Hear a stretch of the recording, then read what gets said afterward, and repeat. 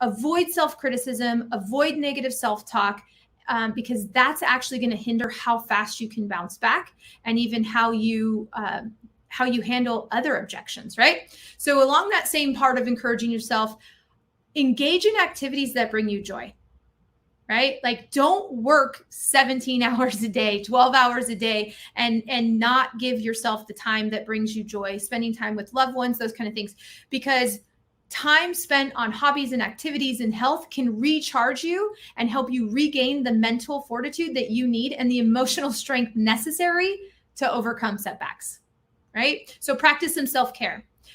You also need to celebrate those small wins along the way. You got to remember and recognize where you came from. My health coach is always telling me, like, Christy, look what you've done. Look what you've done, right?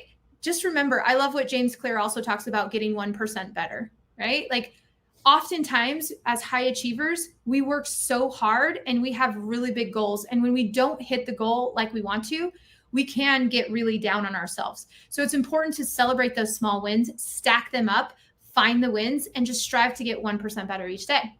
If you do that, surround yourself with positive people too,